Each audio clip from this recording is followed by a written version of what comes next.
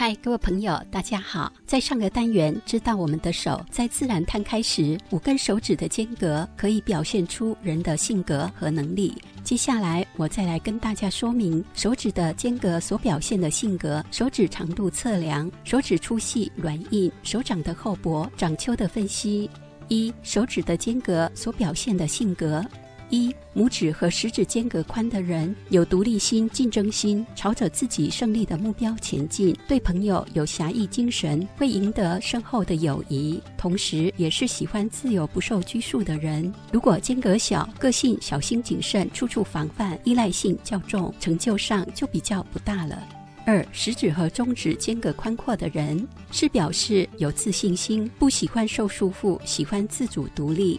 3、中指和无名指间隔宽阔的人性情自由，甚至有些放纵，对于规矩的生活模式难以满足，是属于现实重享受的人。4、无名指和小指间隔宽阔的人不轻易接受别人的约束，比较自负，如果遇到有伤害自己名声的人，一定会给对方很大的反击。2、手指长度测量方法。大部分人手指和手掌的长度是一样的，手指代表思想，手掌代表行动。我们用直尺从手背中指手指头量到中指手指骨，完成手指长度测量之后，以这个手指长度把手掌伸直，再从手掌心中指指根的地方为中线量到手腕线。手掌长度如果跟手指长度一样，就表示你的手指和手掌的长度是一样的。如超出手腕线，就是手指比手掌长。手掌过长或手指短，性格较冲动。手指长的人用脑力，手指短因为个性较冲动，比较会跟人打架，做基本劳力的工作，比较没有那么聪明。不过可能会随着经验累积，脑力渐渐开发，也会越来越聪明。3、手指粗细软硬，通常力量大的人手指比较粗，而手指细的人可能因工作关系或其他原因，慢慢锻炼也会变比较粗。手指软硬可以放在另一只手上压看看，看可不可以弯曲，不能弯曲的，这表示非常硬。正常是第一指节可以弯曲。手指硬的人表示变通性不足，有时会坚持己见，稍微固执。太软不够坚持，没立场，不软不硬是最好的。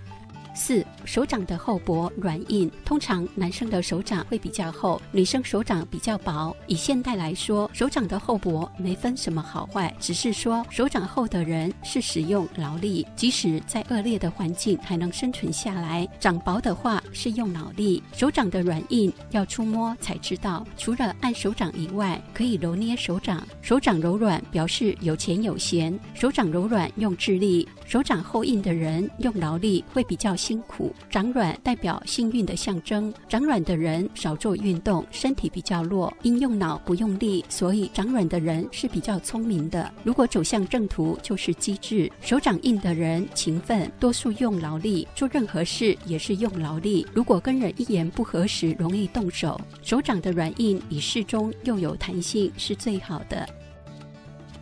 5、掌丘。1、木星丘，位于食指指根的地方所隆起的部位，特征是权力欲望、自尊心强、顽固，代表积极程度、上进心等。木星丘丰满发达的人喜欢自己做主，当领导人，有上进心，意志坚强，朝着追求权力地位目标前进，有很强优越感和自尊心。追求权力地位时不惜付出代价，如果不是走向正途，操弄权势容易导致失败；如果走向正途，赚了钱也会大方的捐钱，塑造企业形象。食指和拇指有达到标准，就更加深这个意义。如果食指有达到标准而拇指短，木星丘虽然丰满，也就不能形成这些意义。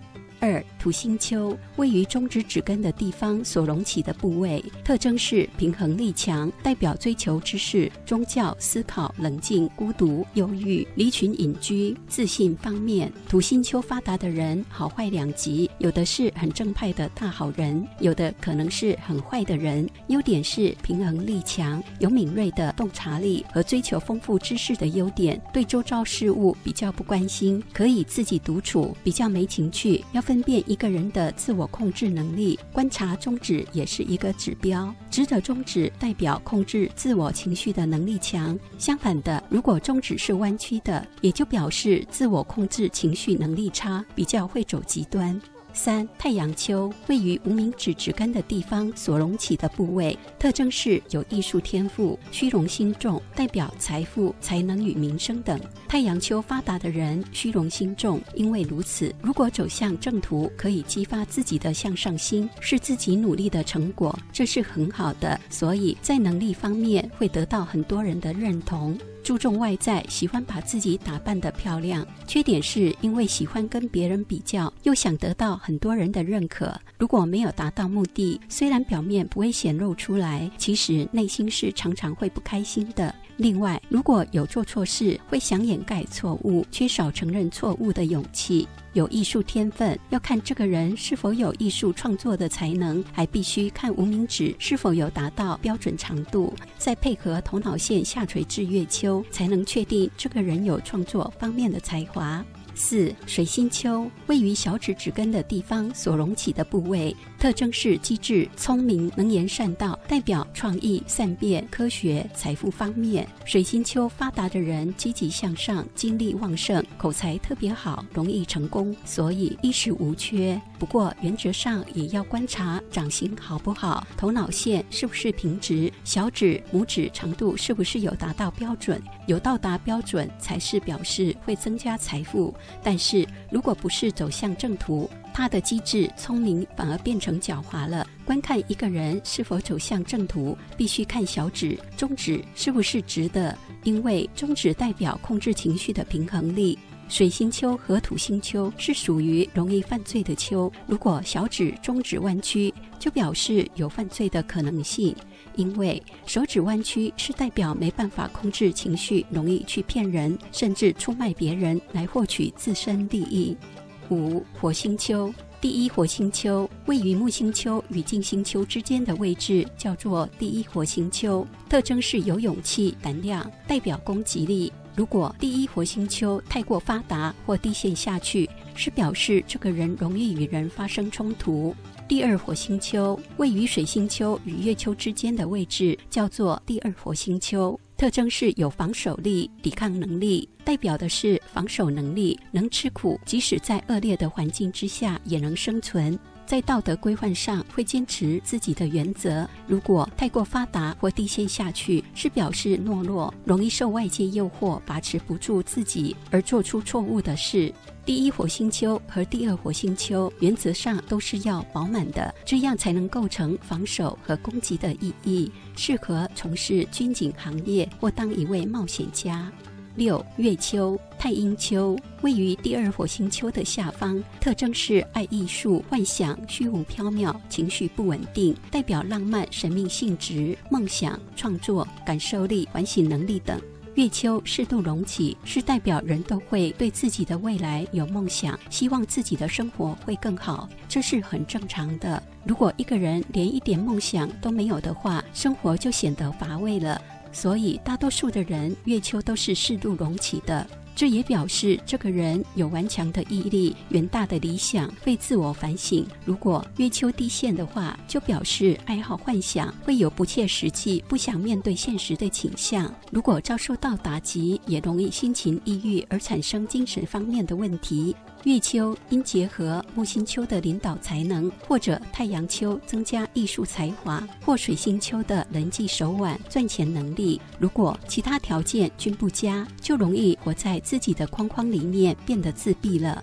7. 金星丘位于拇指下方被生命线所包围的地方，特征是爱情、情欲、自尊、同情心，代表健康与活力、爱心。生命线弧度大，金星丘饱满，表示脾气温和、亲切有爱心，无论亲情、友情、爱情都会真诚以待，所以人缘好。健康情况良好，手掌大部分呈粉色，态度乐观积极，喜欢大自然，因条件好，容易吸引异性，感情婚姻幸福美满。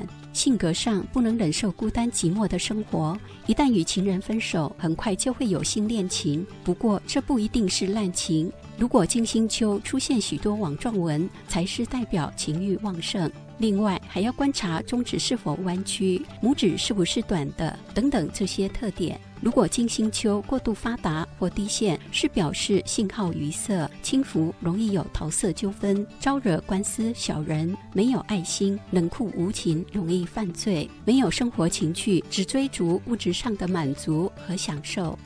好朋友，每个人都有优点和缺点，学会看手相，发觉自己有不足的部分。虽然承认自己的缺点很难，凭着自己的意志力来控制不足的思想，靠后天的方式改变先天的缺点，这样对我们人生的路途上应该会有很大的助力的。我们下个单元来一起探讨智慧线末端位置的意义。对于这个单元有任何想法和建议，欢迎你在底下留言。我们下次见。最后，感谢你的观赏，敬请订阅我的频道，并按下旁边的小铃铛，这样我有新的影片就会优先通知你。喜欢这部影片，请按喜欢、分享、订阅频道。拜拜。